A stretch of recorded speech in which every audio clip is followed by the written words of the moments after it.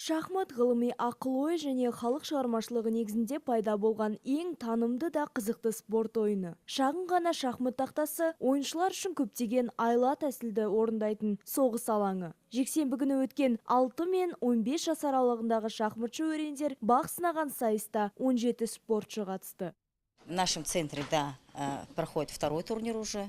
Бүгін біздің орталықта қалалық турнир өтуде. Орталығымыздың тәрбиеленушілері осындай турнирлерге белсенді түрде атсалысып отырады. Шахмат ойыны баланың ой өрісін дамытып, мінезін қалыптастыратындықтан ата-аналарға балалардың дәл осы ойын түріне баулуларына кеңес берер едім.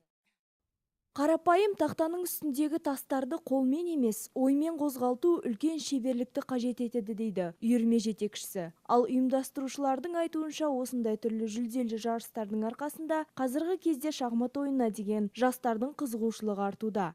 Сегодня в детском центре Абрань проходит квалификационный турнир. Бүгін орталығымызда балалар мен жасөспірімдер арасында шахматтан турнир өтуде. Осы сынды сайыстар біздің орталығымызда дәстүрлі түрде өтіп тұрады. Біздің тәрбиеленушілер қалалық және облыстық жарыстардан әрдайым жүлдемен оралып, біздің мәртебемізді көтеріп жүреді. Бүгінгі жарысқа 6 жастан 15 жас аралығындағы 17 ойыншы қатысуда. Жарыста үздік деп танылған спортшыларға медальдар мен мадақтау қағаздары және сыйлықтар табысталады. Шахмат ойнау балалар мен жасөспірімдердің интеллектуалды қарым-қабілеттерін арттыруға оң ықпал етеді. Жарыс ұйымдастырушылары жас жеткіншектердің дайындық деңгейі жоғары дейді. Жалпы қалалық шахмат мектебінің жаңа буыны қазіргі уақытта облыстық додаlarda үздік нәтиже көрсетіп келеді.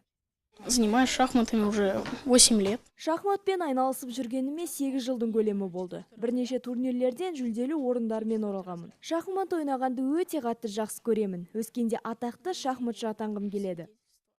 Жарыс қорытындысы бойынша жүлделі орынды Ноянов Иван, екінші орынды Федоров Антон және жүлделі үшінші орынды Абельдинова Сәния иеленді. Өзгелерден дара шығып, есімі жеңімпаздар тізіміне жазылған балалар медальдар және жүлделі сыйлықтармен марапатталды.